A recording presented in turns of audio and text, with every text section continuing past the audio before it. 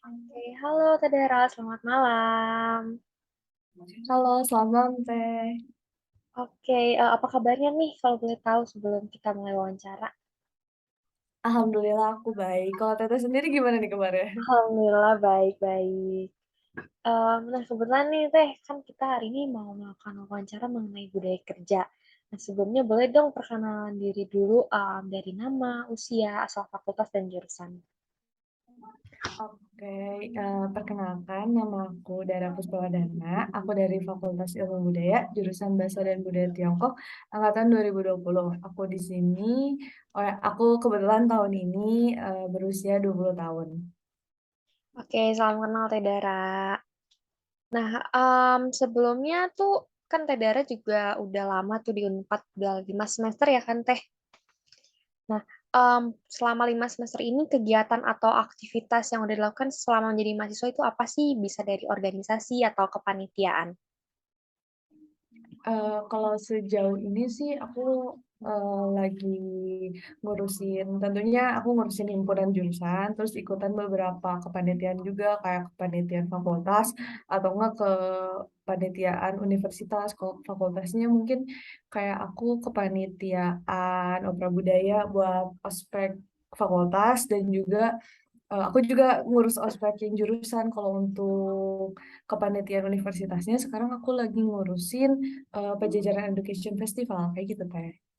Wah, banyak banget nih kegiatannya dari ospek, terus hima juga. Nah, selama Teteh mengikuti kegiatan tersebut, Teteh merasakan apa sih tentang budaya kerja yang udah dijalani dan efek terhadap Teteh itu seperti apa? Apakah menjadi negatif atau menerima respon yang positif? Kalau yang aku rasain ya sejauh ini, budaya kerja di kepanitiaan tuh kayak nuntut kita buat selalu bersikap profesional gitu. Mau kita kerja sama teman, sama cutting, atau adik tingkat, pokoknya kita tuh harus profesional, kayak harus bertanggung jawab sama apa pekerjaan yang kita kasih kayak gitu. Terus tentunya ngasih ngasih hal-hal positif sih ke aku, jadi ngebiasain ke aku untuk selalu bertanggung jawab, untuk selalu profesional gitu. Kayak gitu sih.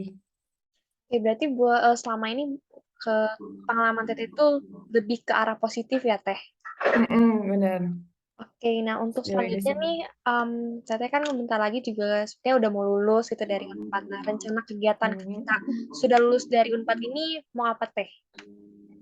Aku sih eh setelah lulus dari Unpad sih niatnya aku pengen coba kerja di, amin ya kalau keterima, aku pengen banget nyobain kerja di diplomasi di kedutaan, atau enggak mungkin aku pengen masuk ke sektor pariwisata, atau mungkin aku juga pengen punya bisnis karena mungkin di jurusan aku kan ada juga belajar tentang bisnis, jadi aku pengen antara itu sih, kayak gitu. Oke, tadi Teteh juga mention pengen jadi pembisnis dan juga ternyata ada salah satu matkulnya, Mm-mm. padahal di FIB ya, Teh, gitu. Iya benar. Nah, karena Teteh tadi mention itu, pasti pengen berwirausaha tuh. Nah, ketika Teteh Mm-mm. pengen apa ya, impian itu tersampaikan tuh, Teteh pengen membuka lapangan pekerjaan seperti apa dan pengen menerapkan budaya kerja seperti apa. Aku ketika aku dikasih kesempatan untuk ngebuka sebuah luang apa sebuah bisnis gitu ya, lowongan pekerjaan, aku tuh pengennya ada budaya kerja yang benar-benar menjunjung tinggi profesionalitas gitu. Jadi misalkan aku kerja sama teman aku, kerja sama saudara, tapi tetap harus profesionalitas gitu. Jadi harus tetap bertanggung jawab sesuai sama apa yang aku dapetin di kepanitiaan kayak gitu, bakal aku terapin kayak gitu sih. Oke, nah, Teteh, Teteh kan punya impian pengen jadi pembisnis, tapi Hmm. di masa depan kan kita nggak ada yang tahu nih, tahu-tahu Teteh ternyata memutuskan untuk bekerja di satu perusahaan gitu. Nah, jika Mm-mm. Teteh memutuskan untuk menjadi pekerja atau statusnya sebagai pegawai, Teteh ingin bekerja di sektor apa dan apa alasannya untuk memilih itu? Kalau misalkan dikasih kesempatan untuk bekerja dulu gitu ya, mungkin untuk berpengalaman dulu sebelum bisnis, aku sih pengen kerja di sektor pariwisata sih, bisa dalam mungkin aku jadi translator atau kayak gimana, tapi aku pengen cobain banget di sektor pariwisata. Oke, nah karena Teteh pengen banget nih kerja di sektor pariwisata dan juga kan Teteh apa ya di ilmu budaya juga mengenai sastra yang pasti tentang global Mm, gitu. Nah, mm, nyambung nih sama pertanyaan selanjutnya mengenai pendapat Teteh mengenai work from home versus work from office. mm, Kan itu juga nyambung banget sama mm. tentang sektor pariwisata. Kalau menurut aku sih work from office tuh kayak bisa dibilang formal gitu ya, kerjaannya kita harus datang. Cuman kalau untuk aku sendiri kayaknya aku lebih senang untuk work from home atau mungkin bisa dibilangnya work from everywhere ya, karena kan kalau di sektor pariwisata kita dituntut untuk ke sana dan kemari gitu. Jadi kalau misalkan kita kerjanya work from home atau work from everywhere gitu, kita tuh lebih bisa kayak ngerjain beberapa hal dalam satu waktu gitu. Jadi bisa menefisiensikan waktu kayak gitu. Aduh, maaf banget. Gak apa Teh, gak apa. Berarti Belibet. Teteh lebih memilih work from home ya? Mm-mm, betul. Kalau dari pandangan Teteh, ketika misalnya ternyata pilihan Teteh itu harus bekerja lewat kantor gitu, work from office. Mm-mm. Dari pandangan Teteh sendiri gimana?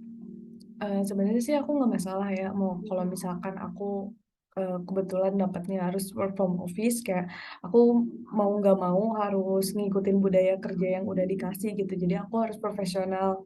Jadi aku tetap datang gitu, menjalani apa yang emang perusahaan kasih ke aku kayak gitu. Oke, tadi juga berandai-andai misalkan PT bekerja di suatu Mm-mm. perusahaan nih, pasti kan kita adalah sebagai pegawai dan berhak untuk mendapatkan Mm-mm. sebuah fasilitas. Nah, ketika Teteh menjadi seorang pegawai, fasilitas kerja apa yang diinginkan nantinya? Misal berupa asuransi jiwa, makan siang, atau angkutan jemput antar, ataupun dari Mm-mm. segi gadget, misalnya laptop atau Mm-mm. komputer.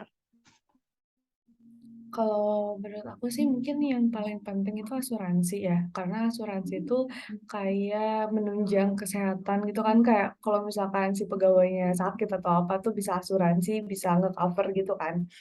Selain itu aku juga mungkin makan siang ya, karena makan siang kayak membantu kesehatan juga, kayak masih nyambung sama asuransi nih. Terus yang terakhir mungkin untuk fasilitas sih, fasilitas kayak laptop, kayak handphone, kayak gitu. Apalagi kan kalau misalkan aku di sektor pariwisata, amin nih ya.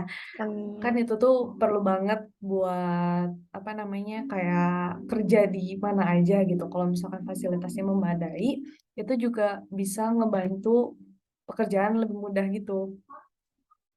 oke, bagus banget sih, karena kita juga butuh sebuah fasilitas untuk menjamin kita ya, Teh. Mm-mm, Gitu. betul. Nah, tadi kan kita udah berandai-andai juga nih, tapi sekarang Teteh Mm, statusnya masih mahasiswa. Nah, ketika mm. Teteh sekarang masih statusnya mahasiswa, pernah terbesit nggak untuk kerja di perusahaan BUMN? Dan jika iya, apa yang membuat Teteh tertarik untuk saya di masa depan ingin kerja di BUMN?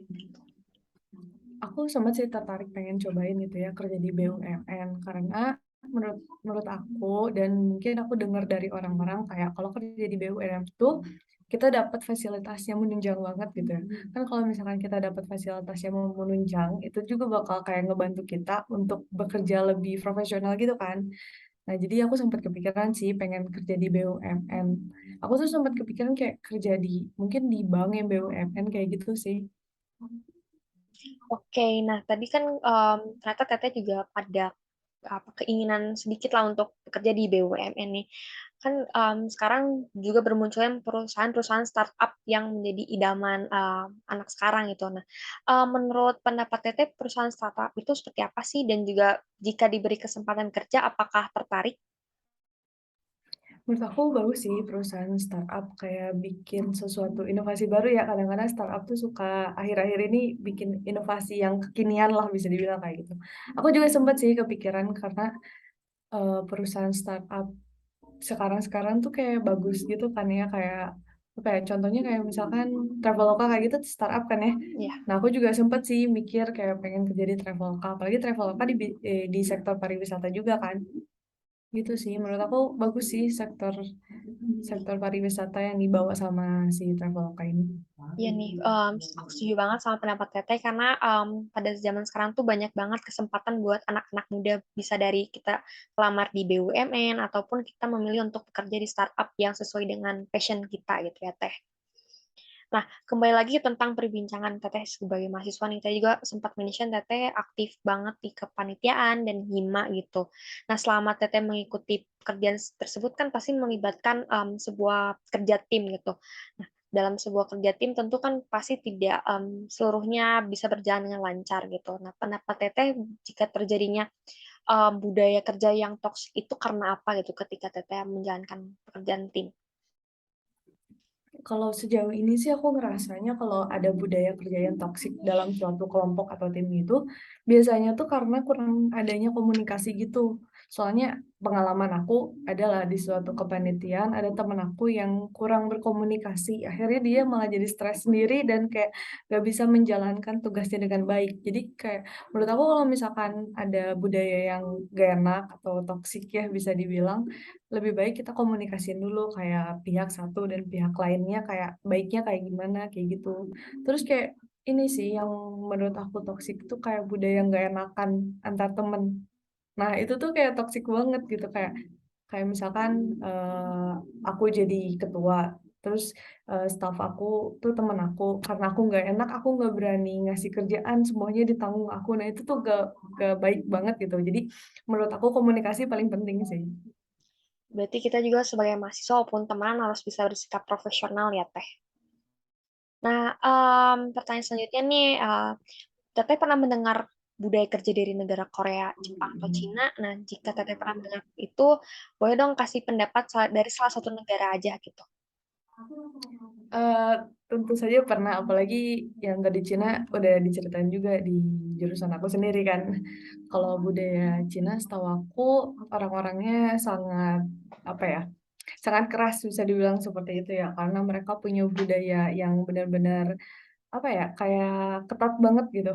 Nah menurut aku, kalau menurut aku pribadi sebagai orang Indonesia kali ya, yang nggak biasa sama budaya seperti itu, mungkin terlalu ketat gitu ya, terlalu membebankan, cuman ya kalau misalkan, kita lagi kerja di perusahaan tersebut ya mau nggak mau ya kita harus mengikuti apa yang budaya mereka, karena mungkin menurut mereka, hal-hal seperti itu sudah biasa kayak gitu sih. Kayak kayak budaya apa sih, kayak 6 hari kerja kayak gitu kan, kayak berapa jam gitu, kayak benar-benar udah overwork banget kan, kayak gitu. Iya, oke deh, setuju banget nih, karena juga ada sangat banyak perbedaan dari budaya kerja Indonesia dengan Cina gitu ya, Teh. Dan juga Mhm, sesuai dengan jurusan Teteh yang pasti Teteh juga mempelajari tentang negara Cina tersebut ya, Teh.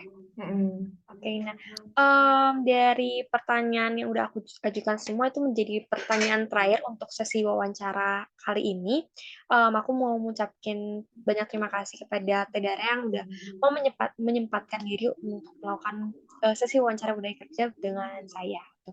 Nah, dengan begitu aku pamit dan jadi sesi wawancara berakhir di sini. Oke, terima kasih Teteh. Dadah. Dadah, terima kasih juga ya. Makasih udah wawancara aku.